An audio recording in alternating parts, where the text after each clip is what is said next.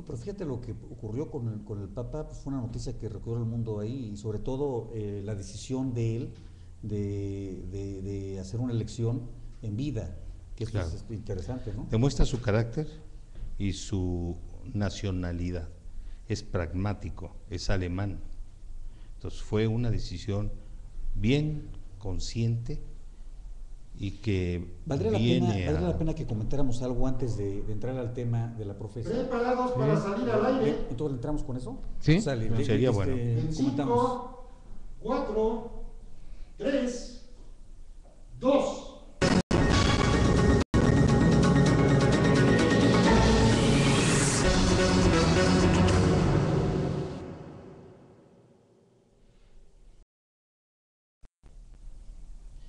Amigas, amigos, muy buenas noches. Tengan todos ustedes. Transmitiendo desde el corazón de la colonia Roma, en Linares 74, la casa de gestión, tu casa de gestión del diputado Jorge Gaviño, tu servidor. En esta noche habremos de hablar de leyendas, de historias, de anécdotas, de un edificio que es emblemático en esta ciudad, que tiene una gran carga histórica, y todo eso y más habremos de comentar con ustedes aquí en Tu Diputado TV. Volvemos.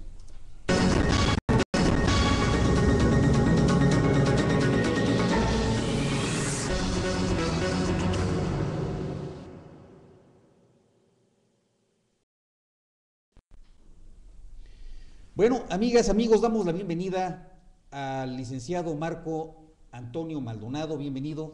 Gracias, Jorge. Es un gusto estar aquí. El gusto es mío. Gracias, nuestro invitado permanente, y además vas a tener a tu cargo este programa que sin duda va a ser de gran interés del público. Muchas gracias, Jorge. Agradecemos también la presencia de nuestro amigo el licenciado Jesús Adolfo Gres Monzón, quien nos hace el favor y el honor de acompañarnos. Bienvenido, Jesús. Gracias, Jorge, como siempre, con todo el gusto de estar aquí. Bueno, antes de contigo. entrar en el tema que nos ha traído el día de hoy sobre la profesa, ¿qué opinión les merece pues la decisión del Papa de retirarse, digamos, en vida, de pedir que se haga una elección papal? ¿Qué opinión les merece a ustedes? Pues yo pienso que es una decisión histórica que responde a la idiosincrasia, nacionalidad del Papa mismo. Es alemán, él es pragmático, toda su vida fue práctico y ahorita lo está demostrando. Su salud ha venido a menos, no sé. Sí, así se ve, incluso es el tercer papa en la historia del Vaticano que renuncia al cargo. Bueno, renuncia prematuramente, pero hay papas en la historia milenaria de la Iglesia Católica que se retiraban también de esa manera, por renuncias, por presiones políticas, pero bueno, de los papas modernos efectivamente es de los que ha tomado esa decisión, y con esa decisión que toma seguramente va a influir en la elección del próximo papa. Definitivo. Va a ser algo muy, muy especial seguir. Parece una elección tipo México. Bueno, vamos, amigas y amigos, vamos a comentar sobre un edificio emblemático en la historia de este país, que es la Profesa. Pero lo más importante son sus opiniones. Lo más importante es qué nos pueden ustedes decir sobre este tema, o sobre el tema que ustedes quieran imponernos, porque finalmente ustedes son en su casa, desde su casa, los que mandan. Acuérdense ustedes que en Twitter, @tudiputado JGA TV, Facebook, tudiputado JGA TV, y correo tudiputadojgatv@gmail.com. Abajo en el cintillo de la pantalla, desde su casa lo pueden ver y nos pueden mandar cualquier tipo de pregunta, cualquier tipo de inquietud, inclusive pues algún comentario que esté en contra incluso de lo que están diciendo nuestros invitados o de un servidor. Claro. Bien, vamos platicando. ¿Qué es la Profesa, amigos? ¿Dónde surge? ¿Cuál es la historia de este edificio? Déjame empezar Marco Antonio, por su favor. ubicación, Sí, señor. Jorge. Para nuestros teleaudiencia, podemos decir que está en la esquina que forma la calle de Isabel la Católica. ¿Correcto? Y Madero. Sí. Su origen y su nombre viene de la Casa de la Profesa, una casa que se dedicaba a atender a los novicios que habían alcanzado 4 votos y ahí Iban a hacer profesión de fe. Y habían de ahí hacer- viene el nombre de la profesa. de ahí viene el nombre de la Profesa. La construyen los jesuitas, en una primera etapa en 1600, Bueno, ¿la construyen ellos o la habitan en una forma primaria? en una forma primaria, Correcto. diría yo. La construyen. Esta primera templo tiene una inundación y se destruye. Bueno, Y como luego, se inundó toda la Ciudad de toda México. la Ciudad de México. En todo el centro histórico fue inundado. Así es. Recordemos esa terrible inundación que además ya era previsible porque toda esta es una zona lacustre. Así es. Y es nuevamente reconstruida, ya como la conocemos actualmente, compuesta de 3 naves sólidas. Lo podemos ir viendo más adelante en una serie de diapositivas que tenemos preparadas para ustedes, en donde se ve la sólida construcción que tiene ese templo. Con sus 3 edificios que nos acabas de mencionar, que tienen estilos distintos por la época que se fueron construyendo. Sí, claro. Ese templo tardó 3 años en construirse, en iniciar su construcción, perdón, porque hubo oposición de 3 órdenes religiosas: los sanagustinos, los franciscanos y los dominicos. Se oponían a la Que construcción. eran 3 órdenes ya muy consolidadas, Muy consolidadas. cuando llegan los jesuitas. Haz de cuenta como los partidos Había políticos pugna, o sea, hoy. estaban a ellos discutiendo un poco el asunto de poder sobre las órdenes religiosas para ver qué orden tenía pues más fuero y más manejo económico seguramente. Así es. ¿Tú qué nos puedes comentar, Jesús? Bien, es en 1720 cuando ya se da la iglesia como la conocemos en la actualidad. Bueno, en un principio, y es obra del arquitecto Arrieta. Pedro Arrieta, y es un estilo barroco. Ya después termina inclusive el retablo, para no variar, el artista Manuel Tolsá. Manuel Tolsá, amigas y amigos que nos ven en su casa, es un personaje maravilloso en la historia arquitectónica de esta ciudad. Manuel Tolsá pues tiene que ver con la catedral, con la construcción de los retablos de la catedral, de la parte de arriba de donde está el reloj de catedral, de las 2 torres de catedral. Tiene que ver con Palacio de Minería. Palacio de Minería. Él es el que maneja el Palacio de Minería y tiene que ver con toda la enseñanza de los antiguos arquitectos, ingenieros de la Ciudad de México. Tiene que ver con las esculturas más importantes de este país en este tiempo. El Caballito, por ejemplo, el Caballito que es una escultura que está enfrente del Palacio de Minería. Así es. Bueno, Que no sé si ustedes recuerden, y sería interesante detenernos un segundo para hablar del Caballito. El Caballito es una escultura de bronce que está hueca en su interior, que caben 17 personas, se cupieron 17 personas adentro, y los metió Tolsá antes el caballo de cerrarlos, Troya. como una especie de caballo de Troya.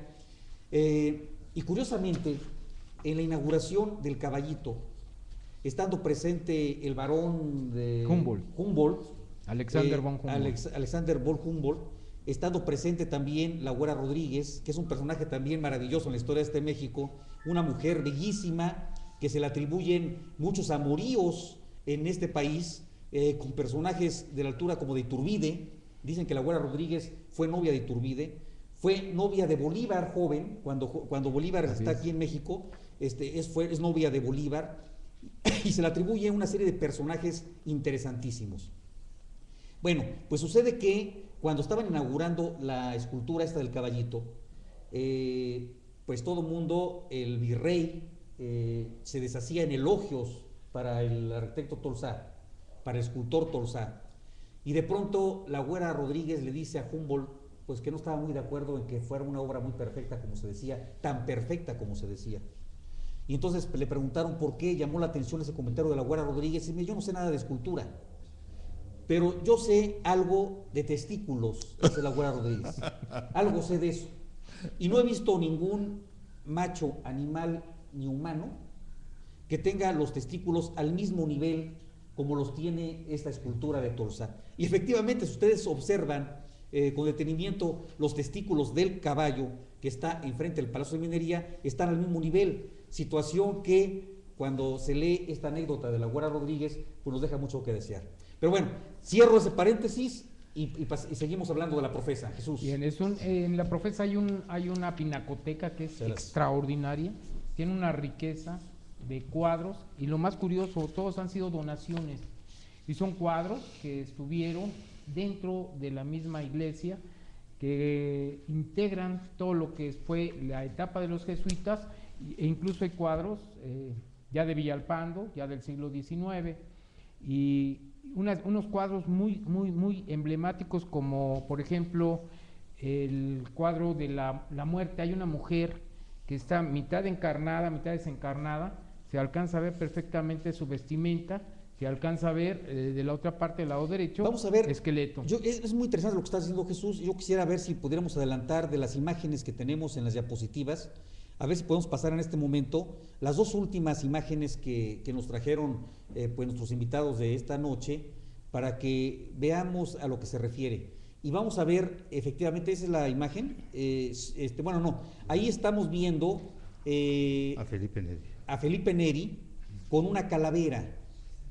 ¿Qué significa esa calavera, Jesús?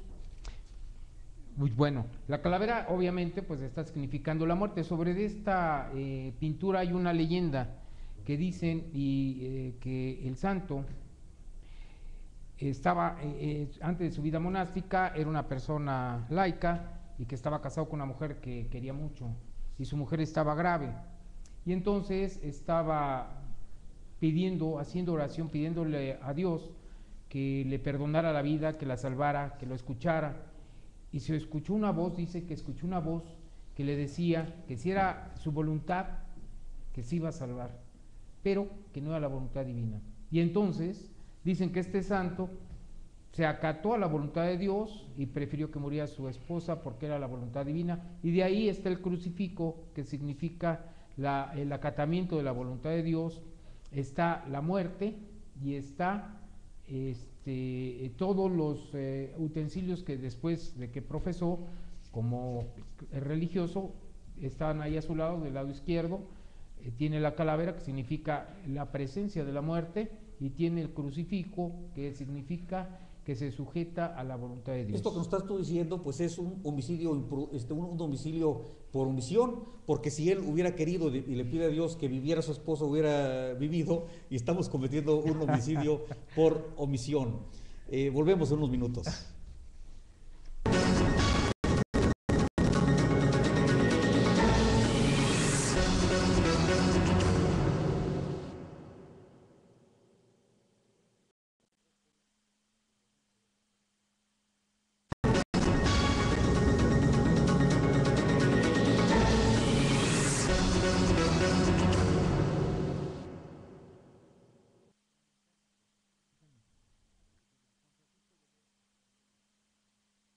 Bien, me estabas comentando, Jesús, que esta imagen que veíamos no es San Felipe Neri, sino otro. Es San Francisco de Borja. San Francisco de Borja, el que tiene la calavera. El que tiene la calavera, Perdón, el que tiene el crucifijo. Sí, es que hay otra diapositiva donde aparece San Felipe Neri, que por cierto, hemos hablado de la Profesa sin puntualizar que esta iglesia oficialmente se conoce como la iglesia del Oratorio de San Felipe Neri, que es un apóstol, un santo romano que tiene como ser el patrón de los educadores y de los humanistas. Esto es algo muy interesante que encontramos en su biografía de este santo que, como hace un momento decías, tuvo una vida muy dedicada al patrones prójimo, de los educadores y de los humanistas. Muy interesante. Bueno, aquí vemos que estos dos santos se distinguen entre sí porque uno tiene barba y el otro no tiene barba. Claro.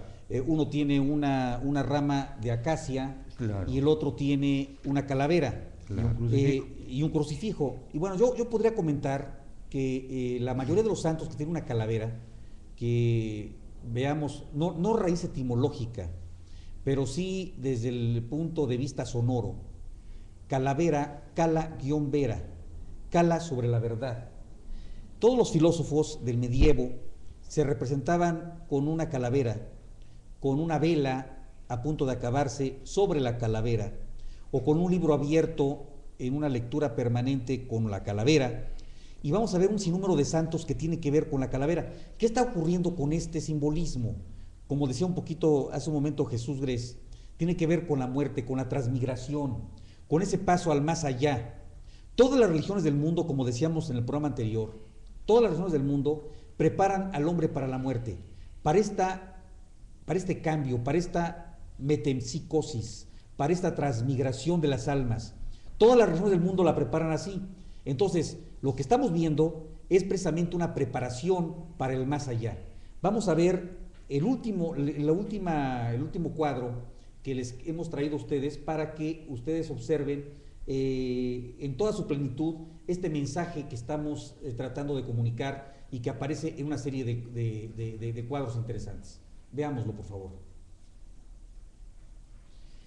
Aquí está lo que decía Jesús Gres. Está una mujer, está un espejo que tiene que ver con verse a sí mismo, como realmente somos. Así es. Y tenemos que ver con la muerte, que nos acompaña permanentemente. Aquel que no se puede ver en esa transmigración, en esa muerte, pues no puede ser iniciado. Claro. Decía por ahí alguien, aquel que quiera nacer tiene que destruir un mundo. ¿Qué opinas, Jesús? Yo, bueno, aquí hay una situación muy importante. Si ustedes ven con detenimiento la fotografía que está en la pantalla, vamos a ver que hay un tocador, que hay utensilios en el tocador, que hay cepillos, hay una serie de situaciones que quieren representar la trivialidad de la vida. O sea, de la parte izquierda de la mujer que aparece en el cuadro, se ve el atuendo elegante, se ve el espejo y se ve todos los utensilios que las personas, las mujeres principalmente, utilizan para su atuendo, para su arreglo personal, para su belleza. Del otro lado, como decía atinadamente Jorge Gaviño, se ve la verdad, o sea, la muerte. ¿Qué hay detrás de todo eso? Pues lo fútil, lo perenne de la vida y la verdadera realidad, lo que nosotros debemos ver en ese espejo, lo que somos en realidad.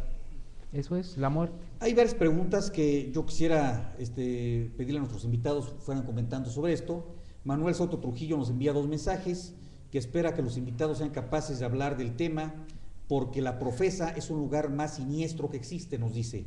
Si no lo cree, pregúntele a Matías Monteagudo, Dios no existe, si no, pregúntenle al Papa.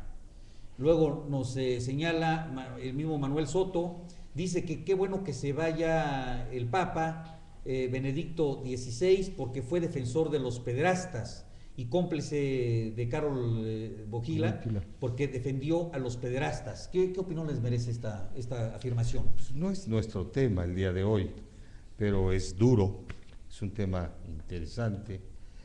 Yo no quisiera abordarlo, puesto que estamos en un tema histórico, nos estamos saliendo de nuestro marco de actuación, que es la leyenda, la historia, los monumentos, y entramos en una polémica.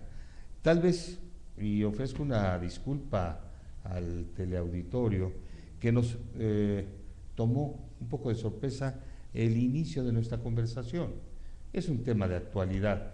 Yo me reservo comentarlo para otra ocasión. Bueno, pero yo creo que sí podríamos comentar alguna situación. Bueno, al clero se le ha acusado en múltiples ocasiones de cometer pederastía, de que algunos de los miembros del clero regular utilizan este tipo de vicios tan lamentables como muchos otros, y que, bueno, hay que señalarlo de esa manera. ¿Tú qué opinas, Jesús? Bueno, yo creo que la iglesia está compuesta por hombres, y los hombres tenemos debilidades, y tenemos, somos sujetos de bien y del mal. Una cosa es, y con razón, de que muchos ministros religiosos como seres humanos tienen pasiones, tienen debilidades que no saben controlar y que hacen uso de su investidura para cometer sus tropelías. Pero una de las situaciones, por ejemplo, aquel maestro que utiliza ese magisterio para seducir a las alumnas, o aquel jefe que amenaza desde el punto de vista laboral para seducir a sus trabajadoras, y que no las ve de igual a igual, sino como unas subordinadas y trata de utilizarlas sexualmente, o peor aún, cuando se trata de manipular el poder o el magisterio para atacar a un niño o a una niña, es realmente asqueroso. Claro. Yo creo que esto hay que decirlo de esa manera, y que, bueno, ocurra eso en cualquier profesión, pero cuando un sacerdote que habla de Dios, que habla de la bondad, que habla de acercarse al bien común, que utiliza este tipo de prácticas, pues es realmente bajo y bestial, creo. Reprobable. Agradecemos a Olga González Martínez sus comentarios, que nos está viendo. Muchas gracias, Olga. Un saludo cordial. Daniel Carballo envía saludos, muy amable. Verónica Rodríguez Márquez, excelente programa, felicidades a los exponentes. Seguimos hablando de la profesa. ¿Qué más nos pueden decir sobre este? Vamos siguiendo viendo las imágenes, porque hay muchos temas interesantes que comentar sobre, y muchos símbolos que tenemos que ir develando. Pues fíjate que de las diapositivas que traemos, ahí empezamos por el campanario. Es muy importante ver, te insistía yo al principio, la solidez de este templo comparado con la construcción inicial, que pues prueba de ello es que desapareció con la inundación. Ahora, más adelante hay una donde se ven los cimientos, donde se ven las columnas fuertes de esta construcción. Ahí está el frente que vemos típico de su estilo barroco. Ahí está exactamente. Y si continuamos con la siguiente diapositiva, por favor. Ahí está la puerta que decíamos. Esto se ve desde luego deformado porque estamos tomando con un ojo de pescado para que se vea todo el universo de la fachada, claro, del frontispicio del templo. Correcto, correcto. Me comentan que muy interesante. Sugiero también se invite al historiador de la Lotería Nacional. Vamos a invitar al historiador de la Lotería Nacional, que es un amigo nuestro y que tiene una serie de conocimientos muy interesantes que pudieran enriquecer este programa. Lo vamos a invitar. Qué bueno que nos comenta el doctor Fernando Gaviño, que es primo de La Voz. Muchas gracias, Fernando. Un saludo y un abrazo cordial. Agradezco que traten estos temas tan interesantes y la forma que lo hacen, pero no sé quién nos manda este mensaje. Pues un saludo cordial al que nos lo pone. Jesús, sí, nos comentaban sobre el frontispicio de la... Bueno, aquí lo que estamos viendo ahorita es el retablo que precisamente se le atribuye a Manuel Tolsá. Todo este oro laminado que vemos aquí, pues todo el retablo en su conjunto, toda la arquitectura del retablo es producto de uno de los mejores arquitectos que ha tenido México, y que, bueno, finalmente se llegó de Europa y se quedó en México. Español. Murió en México y es uno de los arquitectos que tuvo la escuela más importante europea. Entonces, valdría la pena que ustedes se asomaran y que y vieran este retablo, que es impresionantemente bello. Del lado derecho de este retablo, no sé si pudiéramos acelerar las diapositivas y ver a una virgen que es la Virgen de Dolores. La Virgen de Dolores, seguimos adelante. Aquí está la Virgen. Bueno, esta Virgen de Dolores, efectivamente la Virgen de Dolores está, pues como su nombre lo indica, dolida de que pues han matado a Jesús y está derramando lágrimas. Es Nuestra Señora de los Dolores. Pero hay otra Virgen que vamos a ver en su altar, muy bella ella. Ahí está, aquí está. Esta Virgen, la Inmaculada Concepción. Esta Virgen, que es la Inmaculada Concepción, tiene un rostro bellísimo. Este rostro se le atribuye o bien a la hija de la Güera Rodríguez o a la propia Güera Rodríguez. ¿Qué nos pueden comentar al respecto? Porque vamos a comentar, finalmente es un rostro que el escultor toma de una mujer bella, como se ve ahí, es una mujer muy bella. ¿Qué opinión les merece si esto fuera cierto? Efectivamente, como lo dices, Jorge, Artemio de Vallarispe señala que la inspiración para esta Virgen es la Güera Rodríguez. Pero hay personas de esa época que dicen que es la hija. Pero no hay una afirmación de que sea real. También se dice que hay una pintura dentro de las 380 pinturas que forman la pinoteca, una con la cara de la hija de la Güera Rodríguez, pero no se sabe cuál. Lo que sí es cierto que donó sus joyas para el sostenimiento del templo. Eso es parte de esa leyenda. Pero, pues, incluso Tolsá se decía que iba a casa de la Güera Rodríguez. Bueno, Tolsá iba a la casa de la Güera Rodríguez, el historiador Humboldt iba a la casa de la Güera Rodríguez, Bolívar, cuando era muy joven y estuvo en México, fue a la casa de la Güera Rodríguez, los virreyes en turno visitaban a la Güera Rodríguez, y Turbide desvió la comitiva del ejército trigarante para visitar y saludar desde el balcón a la Güera Rodríguez. Algo tenía que ver de bello la Güera Rodríguez, o de interesante, que provocaba tantas pasiones. Volvemos en unos segundos.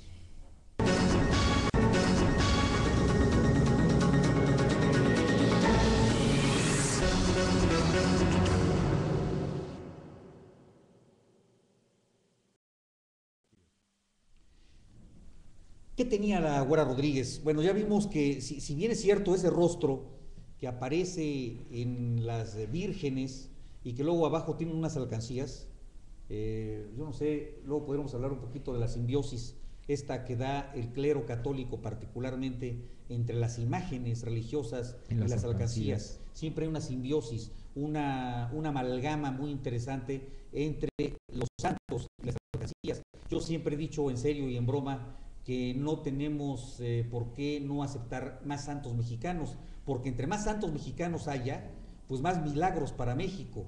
Pero yo no sé por qué tienen que poner, a la vez de poner santos, poner alcancías. Es una simbiosis que se da. Bueno, en esta simbiosis que se da también en el templo de la Profesa, aparece esta Virgen, que es muy bella, pero abajo aparecen alcancías, y no puede uno menos de sonreír, a veces con decepción y obvia tristeza, cuando vemos que pues las personas piadosas que van a ver ahí a rezarle a una Virgen, pues está rezándole a una representación de una mujer como la Güera Rodríguez. ¿Qué opinión les merece al respecto? Pues desde antaño siempre ha habido las ofrendas a los dioses, a los santos. No es de actualidad, es de toda la civilización. Lo hemos visto en todas las religiones, la romana, la egipcia, todos los templos y los sacerdotes recibían esas ofrendas. Es una costumbre antiquísima de la humanidad, no es privativo de la fe católica. Sí, pero incluso si vamos un poquito en el fondo, vemos que nos vamos a meter en camisa de 11 varas si tratamos el tema los judíos, en su forma de manejar sus contribuciones o aportaciones. Judíos, sí, pero los judíos no tienen imágenes. No, pero tienen ni los árabes tampoco. Tienen prohibido. Pero tienen los religiosos que lo reciben. Bueno. Y van de casa en casa y de acuerdo por la riqueza. Pero aquí es otra situación. Ahí hay otra situación. Lo que pasa es que el diezmo está desde el Génesis, cuando va Abraham y le da a Melquisedec el diezmo, y eso es lo que le hace a Melquisedec precisamente ser un sacerdote superior al mismo Abraham, porque recibe el diezmo de Abraham. Pero es una costumbre que tienen los judíos para sostener a toda la religión judaica. No es precisamente lo que como comenta Jorge sobre en sí la imagen que es propiamente la fama que tenía la Güera Rodríguez. Y además en la Biblia se prohíbe en un momento determinado que se pusieran imágenes a imagen de la deidad. De la deidad. Entonces, bueno, pues es una situación que tendríamos que entender también desde el punto de vista religioso y místico. Pero Claro. bueno, volviendo a la Profesa, que es el templo que estamos discutiendo y comentando el día de hoy, vamos a encontrarnos que ahí pasó algo muy interesante en la historia de este país. ¿Qué nos podrían decir al respecto? Allí se fraguó una conspiración que puede dar lugar a lo que, si mal no recuerdo, Jorge, con mucho tino, anunciaste en el programa pasado, el inicio de la independencia. Por ahí se fraguó, se reunieron una serie de... ¿Fue una conspiración? Una conspiración. ¿Entre quiénes? ¿Quiénes participaron en esa conspiración? ¿Los liberales? No, al contrario. No, Yo ahí disierto un poquito de lo que comentas, con todo respeto. Claro. No es el inicio de la guerra de independencia, más No, bien pero es la esto- culminación esto porque fue se en da en 1820 y el 1810. inicio perdón, el inicio. tienes razón. el inicio y Tienes la toda razón. conspiración fue en 1820 y eso se da principalmente 1921 con la, el 21 se con consuma la- el 27 de con el plan septiembre. Iguala. y con la firma del Tratado de Córdoba Sí, la entre conspiración es en O'Donoghue contra de la... y Agustín de Iturbide, pero no, esto es una ahí se me fue ahorita la palabra, una conspiración que se da porque querían impedir que se firmara la Constitución de Cádiz, que era una constitución de corte liberal y que obviamente pues tú sabes más Que sobre se- el tema de la Que Constitución. se jurara la Constitución de Cádiz. Recuerden ustedes, amigas, amigos, que en esos años, estamos hablando de la Constitución de Cádiz que fue en 1812. Sí, ¿Por qué se da la Constitución de Cádiz? Bueno, recordemos que el ejército napoleónico invade España. así es. Y cuando invade España, pues prácticamente tienen preso al monarca. A Fernando VII, que era que Fernando abdica. VII. Por eso cuando Hidalgo da el grito de independencia, ¿qué es lo que dice? Viva Fernando VII. Viva Fernando VII, porque él quería recuperar la figura del monarca que fuera de la hegemonía francesa. Entonces, la guerra de independencia se da con muchos idas y venidas. Es decir, muchas situaciones de corte de intereses internacionales. Por una parte estaba Francia, que había dominado España y toda Europa a través de Napoleón el Grande, y por otro lado teníamos al imperio norteamericano que estaba naciendo y que estaba creciendo. Entonces, en ese sentido, la Constitución de Cádiz era una posible salida de una constitución monárquica, una monarquía constitucionalista, que daba la posibilidad, sí, a los liberales de tener patria. Y entonces los conservadores de México no querían una constitución liberal como era la de Cádiz. Así es. Eso es correcto. Exacto.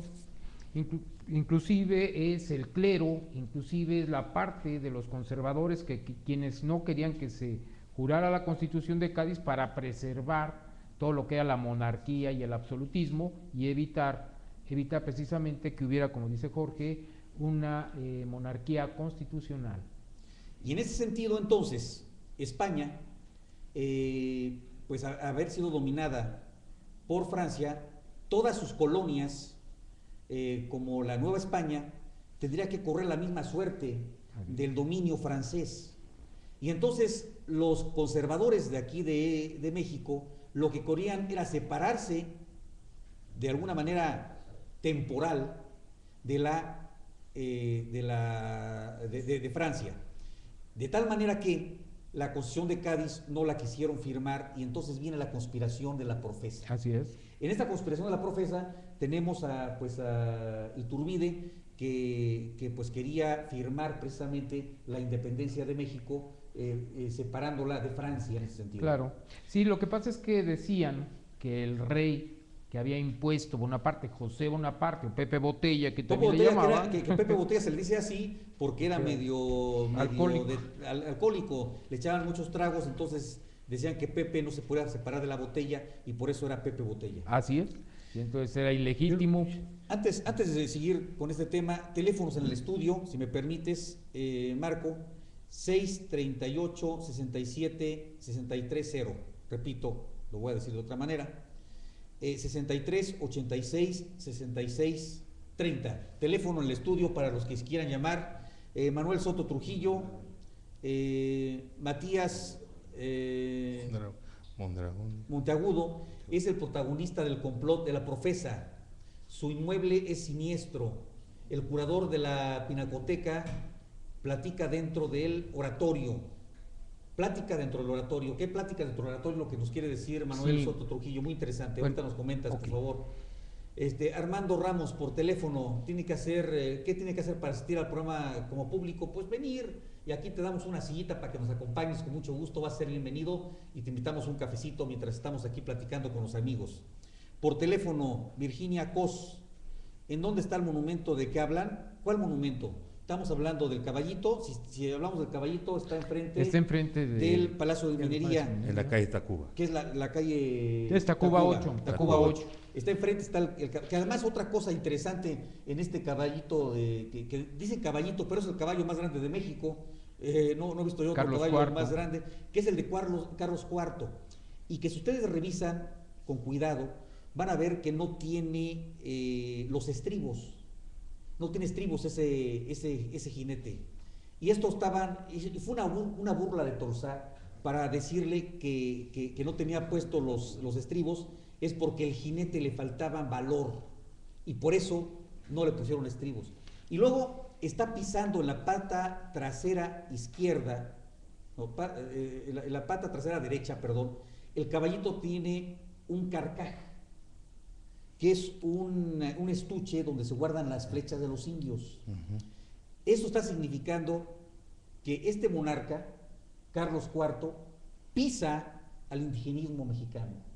Y por eso ese caballo fue objeto de mucha crítica por todos los nacionalistas que estaban buscando efectivamente un sincretismo entre la cultura indígena y la cultura española, porque finalmente no somos nosotros ni españoles ni indios, somos una mezcla de estas dos grandes culturas, el imperio azteca que estaba en decadencia y que en un momento determinado llegó precisamente pues una cultura que tenía más armas y conocía el acero y dominó con la fuerza bruta a esta cultura azteca. Y entonces somos productos de estas dos, ¿De esa fusión? de esta fusión cultural. Anterior a su ubicación actual, estuvo en la glorieta que conformaba la calle de... Donde está enfrente a la lotería. Frente a la Lotería Donde está el Nacional. caballito actual, el caballito Modernista. modernista, que es de Sebastián, el Sí. caballito de Sebastián, que es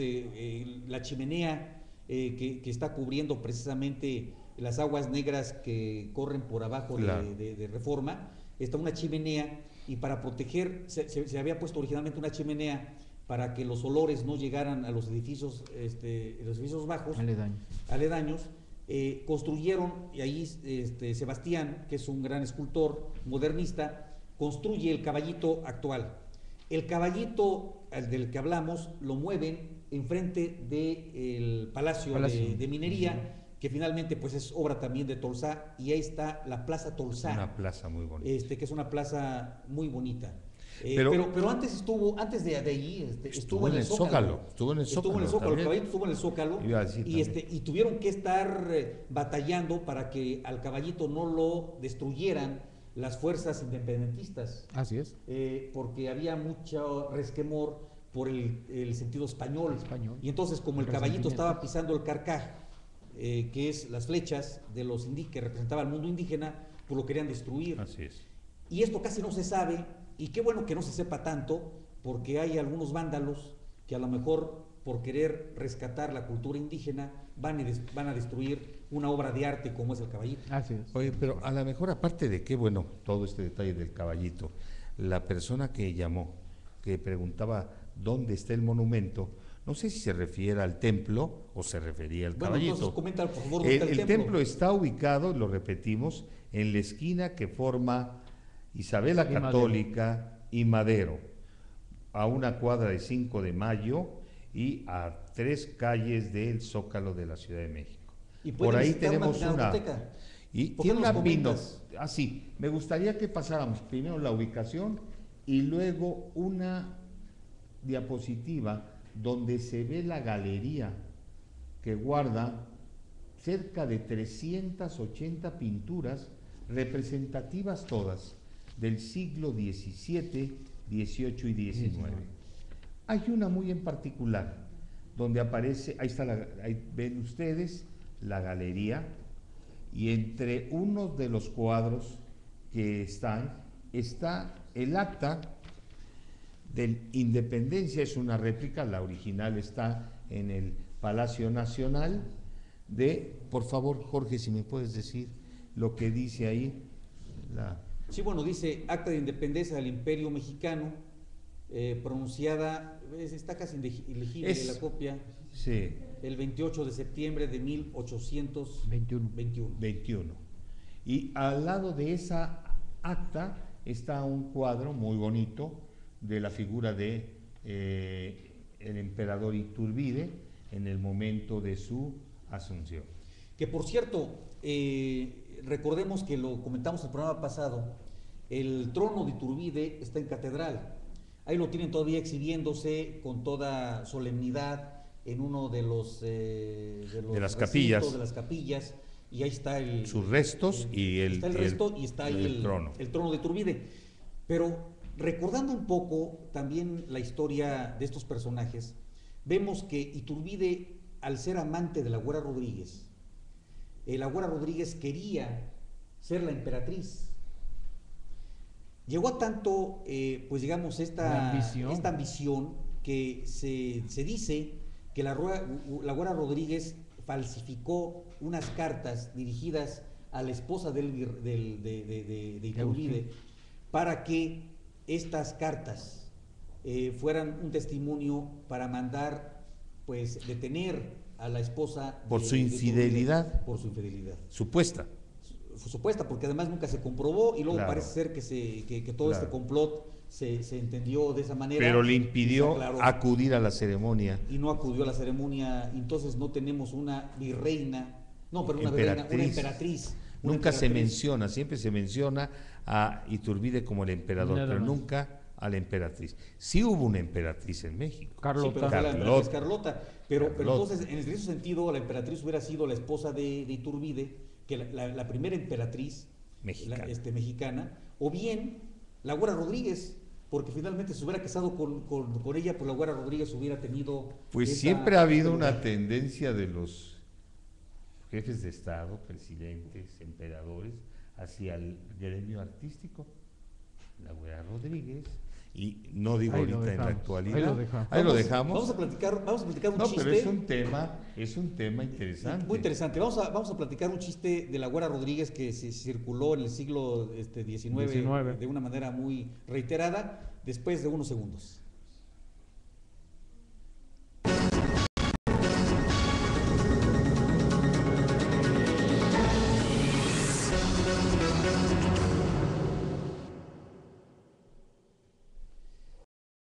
Pues resulta que un lépero de estos personajes que pues eran de muy bajo rango y además de muy poca cultura, así se les llamaba a los vagos que estaban en la Ciudad de México, les decían léperos.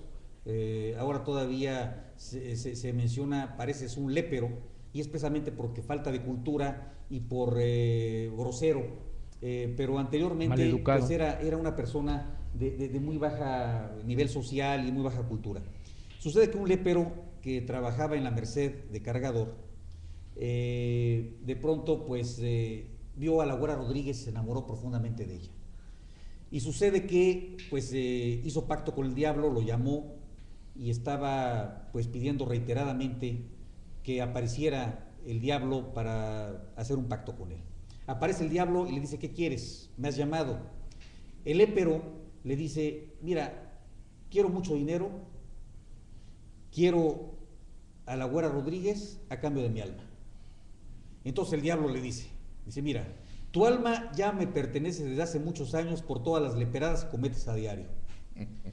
¿Quieres dinero? Trabaja. Y en cuanto a la güera, ya la quisiera yo para mí, dice el diablo. Entonces, eso se decía. Bueno, damos las gracias a Manuel Soto Trujillo. Iturbide era gato de Matías Monteagudo. Cuando visitas la Pinacoteca, ahí hablan del complot de la profesa. Están invitados todos para que la visiten. De eso se trata. de que visitemos Provocar. todos, de Que provocar, fomentemos. de fomentar la inquietud. Decían por ahí que maestro no es aquel que enseña algo nuevo, maestro es aquel que despierta una nueva inquietud a alguien. Entonces, si nosotros logramos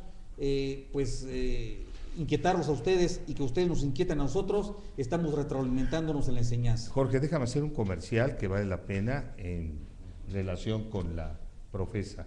Todos los sábados hay recorridos dentro del templo y en particular en la pinoteca, en donde con todo detalle les muestran la historia, quiénes fueron los pintores, quiénes están pintados.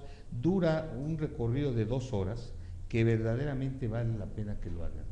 Es entrada libre. Y hay que ir con la familia. Hay que ir con la familia, se puede hacer un buen recorrido, vayan a desayunar al centro. Que además se desayuna hay espléndido en muy el buenos centro. lugares a donde ir, como el Café Tacuba, como el Cardenal, como el Casino Español, y luego pasar a la profesa. Sería excelente recorrido, excelente paseo para todos ustedes. Y además no gastan mucho, No. y se disfruta con la familia y se adquiere cultura, que es lo importante. Así es. Alejandro nos dice muy buenas noches, saludos a todos, muy interesante programa. Jesús Gres. Sí, Jorge.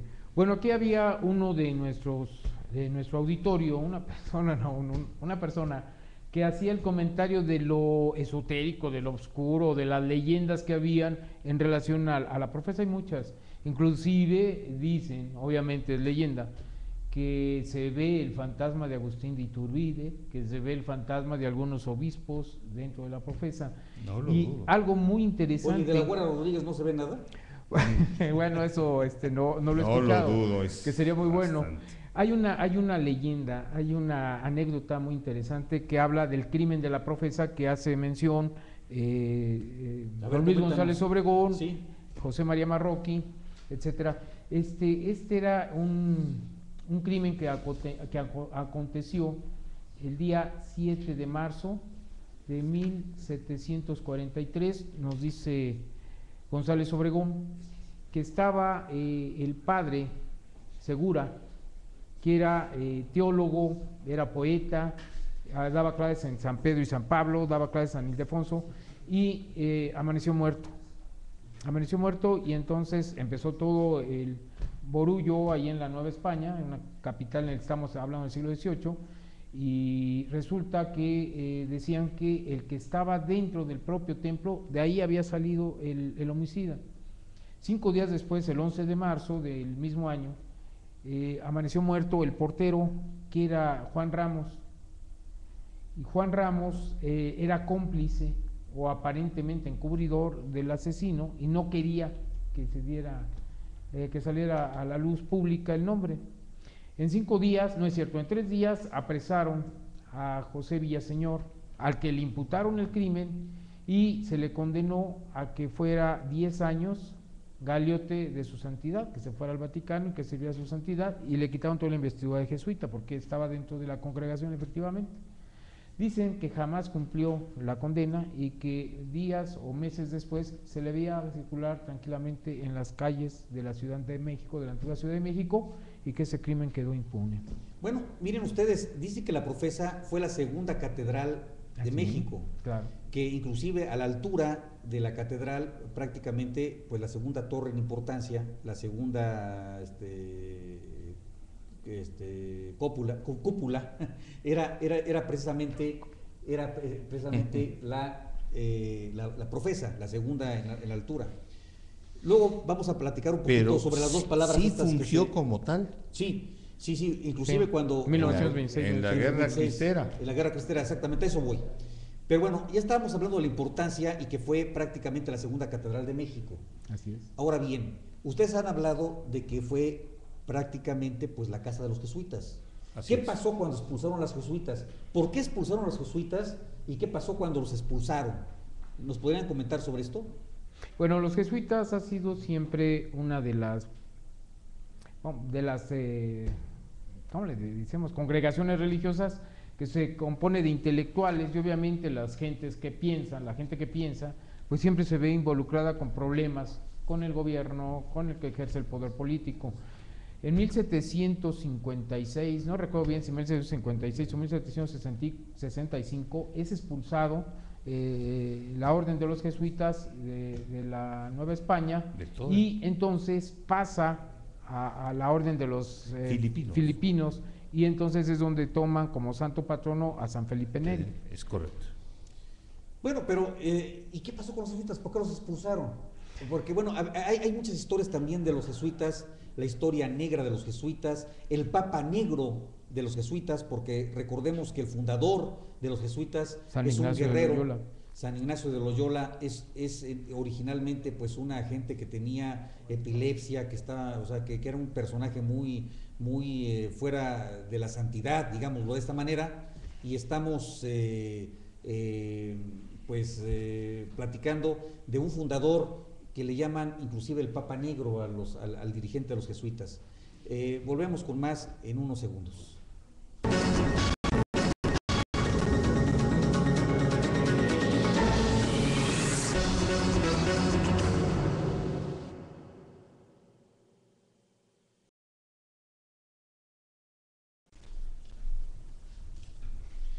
Bueno, Alejandro Pardavé nos dice que nos está sintonizando. Muchas gracias, Alejandro, como siempre, un saludo muy cordial, y te invitamos a que vayas a la Profesa y nos des tus comentarios, desde luego.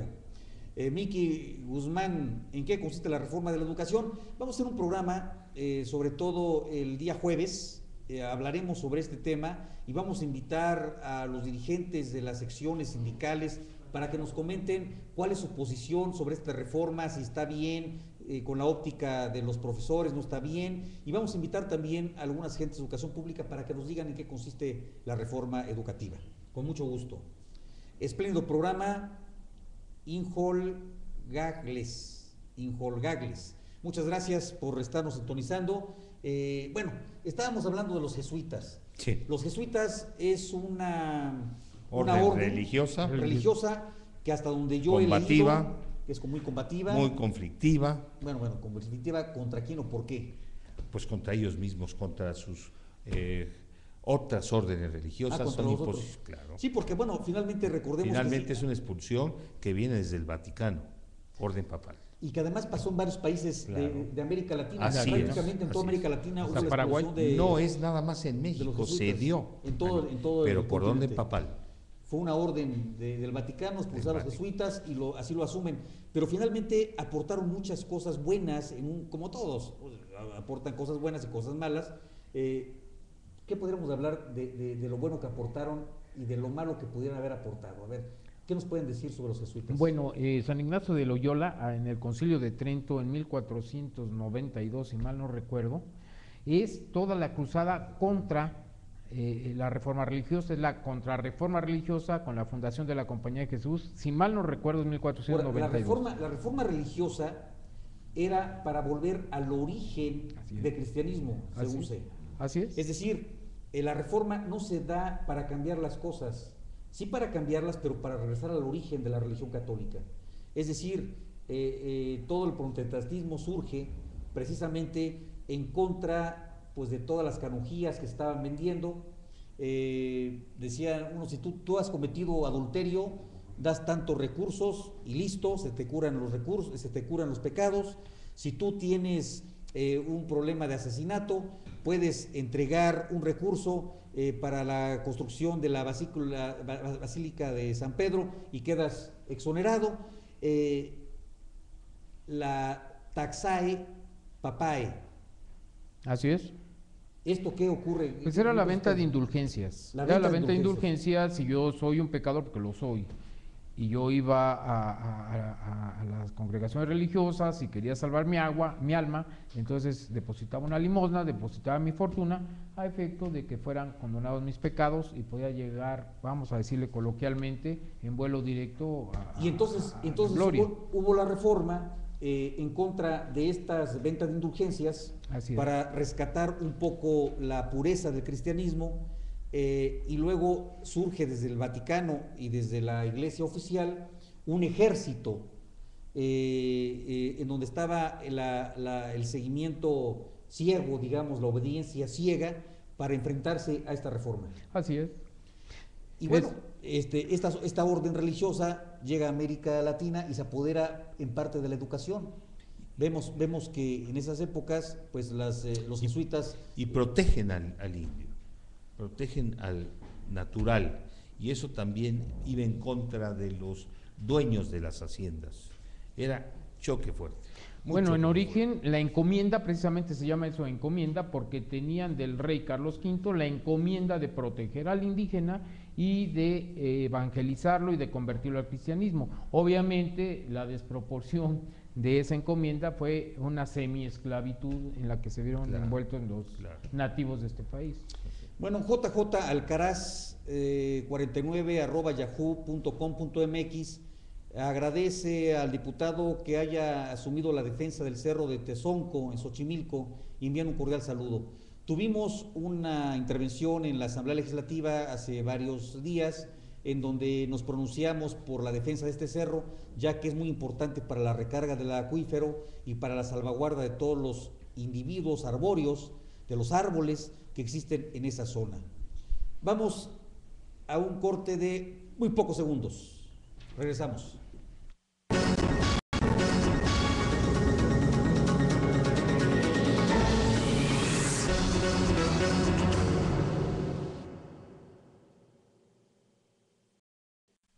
Marco Antonio, ¿qué podrías decirnos como un resumen, como un colofón de esta tertulia? Pues que un lugar tan emblemático como es la Profesa, que ha sido parte de la historia de México en su sociedad, hoy en día sigue siendo parte. Déjenme hacerles esta pequeña mención. La Profesa es un lugar donde se celebran ceremonias de matrimonio y en donde las personas que hacen ahí su matrimonio acuden a otro lugar muy cerca, que es el Casino Español. Casino Español data de la época de 1872, un edificio que tiene un salón espléndido que se llama el Salón de los Reyes.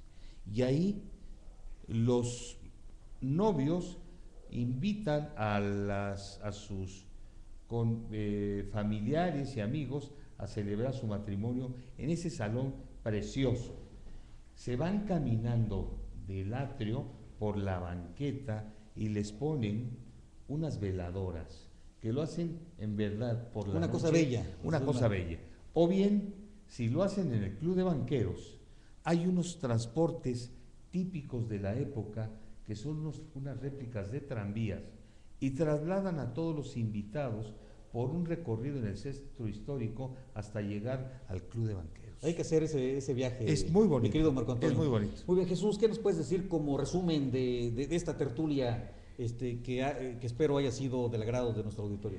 Bien, pues antes que nada, como comentaba Marco, como comentó Jorge, es muy importante que nosotros como mexicanos no perdamos de vista toda la belleza que tenemos, toda la historia, toda la trascendencia, todo nuestro origen, esa función de las razas que decía Jorge, eso es importantísimo.